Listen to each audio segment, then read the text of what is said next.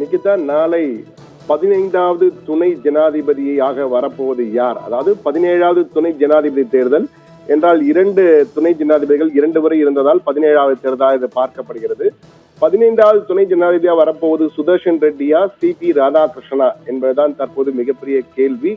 தற்போதைய நிலையிலே நீங்கள் பார்த்தீர்கள் என்றால் ஆர்டிகல் 324 கீழ், அதாவது அரசியல் சாசன பிரிவு 324 கீழ் துணை ஜனாதிபதி என்ற குடியரசு துணைத் தலைவர் தேர்தல் இந்திய தேர்தல் ஆணையத்தின் கண்காணிப்பிலே நாடாளுமன்றத்திலே தேர்தல் நடைபெறும். நாடாளுமன்றத்தில் உள்ள எம்பிக்கள் மட்டுமே வாக்களிப்பார்கள்.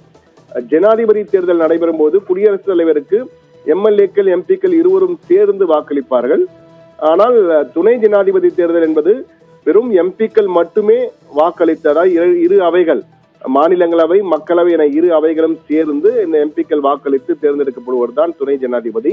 அவர் மாநிலங்களவையின் தலைவராகவும் இருப்பார், இந்தியாவின் நம்பர் 2 சிட்டிசனாகவும் இருப்பார் அவர் துணை ஜனாதிபதி. எனவே அந்த வகையிலே மிக முக்கியமான பொறுப்பு. சிபி ராதாகிருஷ்ணன், சுதர்ஷன் ரெட்டி ஆகியோரிடையே கடுமையான ஒரு போட்டி நிலவுவதாக கூறப்படுகிறது. ஆனால் போட்டி நிலவுவதாக கூறப்பட்டாலும் தற்போது எண்ணிக்கையின் அடிப்படையில் பார்க்கும் பொழுது என்டிஏ, அதாவது தேசிய ஜனநாயக கூட்டணிக்குத்தான் அதிக வாய்ப்பு இருப்பதாக தெரிகிறது. என்றால் தேசிய ஜனநாயக கூட்டணியினுடைய எண்ணிக்கை என்று பார்க்கும்போது அவர்கள் மக்களவையிலே 293, மாநிலங்களவையில் 129 என 422 வாக்குகளை பெற்றிருக்கிறார்கள். ஒட்டுமொத்தமாக எம்பிக்கள் என்று பார்த்தால் 788, 543 மக்களவை எம்பிக்கள், 245 மாநிலங்களவை எம்பிக்கள். இதிலே 7 இடங்கள் தற்போது காலியாக இருக்கின்றன. எனவே 781 பேர் தான் வாக்களிக்க முடியும்.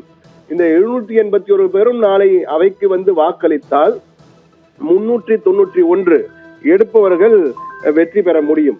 391 வாக்குகள் வருபவர் தான் வெற்றி பெற முடியும். ஆனால் எல்லா எம்பிக்களும் வருவார்களா என்பது கேள்வி. அனைவரும் வந்து வாக்களிக்க வேண்டும். வாக்களிப்பது வந்து மிக முக்கியமானது. இது அனைத்துக்குமே ஒரு பேலட் பேப்பர், அதாவது வாக்குச்சீட்டு அனைவருக்கும் கொடுக்கப்படும். வாக்குச்சீட்டு பிங்க் நிறத்தில், அதாவது பிங்க் கலர் நிறத்தில் தான் இந்த வாக்குச்சீட்டு இருக்கும். அதே போன்று இதுல வாக்குச்சீட்டிற்கு தனியாக ஒரு பேனா கொடுக்கப்படும். தேர்தல் ஆணையம் தான் இந்த பேனா வழங்கும். அந்த பேனாவை வைத்துக் கொண்டுதான் வாக்களிக்க வேண்டும். வாக்களிப்பதிலே 2 காலங்கள் இருக்கும். முதல் காலத்திலே அந்த முதல் அட்டவணையில் 2 அட்டவணை இருக்கும். முதல் அட்டவணையிலே பெயர்கள் இருக்கும். இது இருவர் தான் போட்டியிடுவார். இந்த இருவரின் பெயர்கள் இருக்கும். அடுத்த அட்டவணை காலம் 2வில் நம்பர் 1 ஆர் நம்பர் 2 அந்த பெயருக்கு ஏற்ற மாதிரி பிரிஃபரன்ஸ் ஓட் என்று அழைப்பார்கள். யாருக்கு நாங்கள் வாக்களிக்க விரும்புகிறோம் என்பது குறித்து போட வேண்டும். அதாவது சிபி ராதாகிருஷ்ணனுக்கு நாம் வாக்களிக்க போகிறோம் என்றால் அவர் பெயருக்கு எதிராக 1 என்று எழுத வேண்டும். நியூமரிக்கல தான் எழுத வேண்டும். வேறு எப்படி எழுதினாலும் அந்த வாக்கு செல்லாத வாக்காக மாறிடும். டிக் செய்தாலோ அல்லது எஸ் என்று போட்டாலோ அல்லது இவருக்கு வாக்களிக்க என்று எழுதினாலோ அது செல்லாத வாக்காக கருதப்படும். 1, 2, 3 என்ற வகையில் தான் எழுத வேண்டும். 2 பேர் தான் போட்டியிடுவதால் 1, 2 தான் எழுத வேண்டும். சுதர்ஷன் ரெட்டிக்கு வாக்களிக்க வேண்டும் அவருடைய பெயருக்கு நேராக 1, 2 எண்ண வேண்டும். இரண்டாவதும் எழுதலாம் 1, 2. ஆனால் முதல் வாக்கு யாருக்கோ அவருக்கு தான் முதல் பிரிஃபரன்ஸாக எடுத்துக் கொள்ளப்படும். எனவே அந்த வகையில் யார் அதிக வாக்குகள் பெறுகிறாரோ அவருக்கு தான். இந்த செல்லாத வாக்குகள் என்பது பல முறை செல்லாத வாக்குகள் அதிகமாக வந்திருக்கின்றன என்பதும் பார்க்க வேண்டி இருக்கிறது. என்றால் 1997ஆம் ஆண்டு 46 பேர் செல்லாத வாக்குகளை அளித்திருக்கிறார்கள். 2022 15 இன்வாலிட் ஓட்ஸ், 2017 11 பேர் செல்லாத வாக்கு. எனவே நாளைய வாக்களிப்பை பொறுத்த மட்டும் செல்லாத வாக்குகள் அதிகமானால் இந்த போட்டி என்பது மிகவும் கடுமையாக இருக்கும். தற்போது நிலையில் பார்த்தீர்கள் என்றால் 422 என்று அவர்களுக்கு இருக்கிறது. இவர் மற்ற எதிர்கட்சியில 350 வரை வரலாம் என கூறுகிறார்கள். ஆனால் இதுல மிக முக்கியமாக பார்க்க வேண்டியது அந்தந்த கட்சி அவரவருக்கு வாக்களித்தால் நிச்சயமாக தேசிய ஜனநாயக கூட்டணி வேட்பாளர் வெற்றி பெறுவதற்கான வாய்ப்புகள் அதிகம்.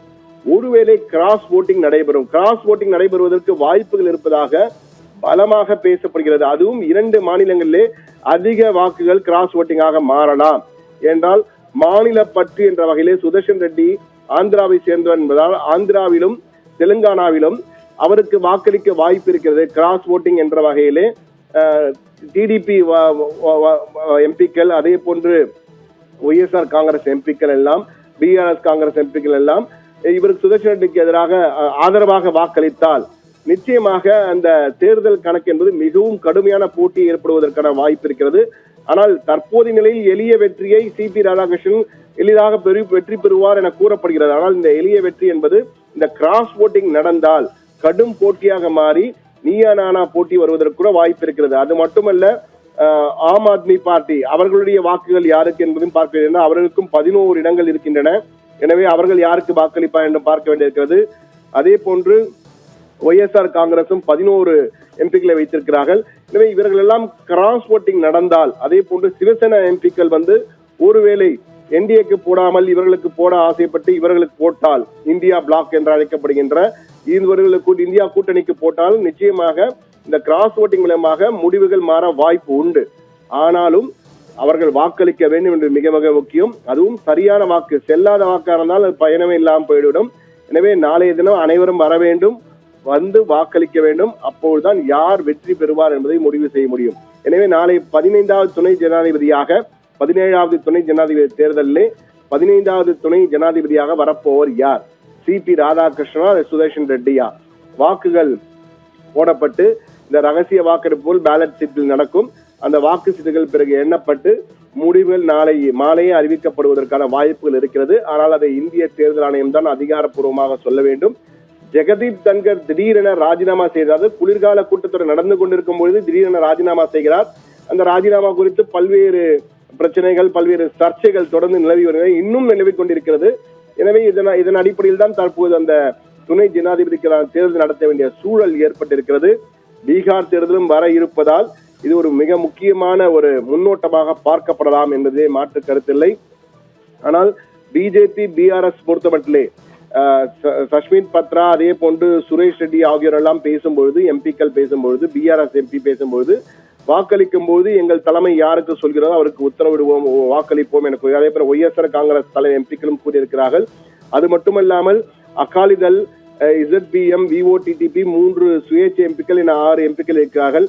இவர்களுடைய வாக்குகள் எல்லாம் பிஜேடி ஆகட்டும், பிஆர்எஸ் ஆகட்டும், இவர்கள் வாக்குகள் எல்லாம் மிக முக்கியமானது. இதெல்லாம் கிராஸ் ஓட்டிங்கிலே மாற்றி மறு அணிக்கு சென்றால், சுதர்ஷன் ரெட்டிக்கு சென்றால் சிபிஆரின் வெற்றி வித்தியாசம் குறையும் அல்லது கடும் போட்டி நிலவக்கூடிய வாய்ப்பு இருக்கிறது.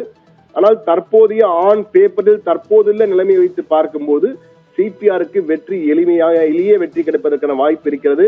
ஒருவேளை கிராஸ் ஓட்டிங் நடைபெற்றால் சுதர்ஷன் ரெட்டி எழுச்சி பெறுவார். ஆனால் என்ன நடக்கப் போகிறது என்பதை நாளைதான் அறிய முடியும். இருப்பினும் இந்த தேர்தல் ஒரு எதிர்பார்ப்பை பன்மடங்கு அதிகரித்திருக்கிறது அரசியல் கட்சிகளிடையே என்றுதான் கூற வேண்டும். நிக்கிதா.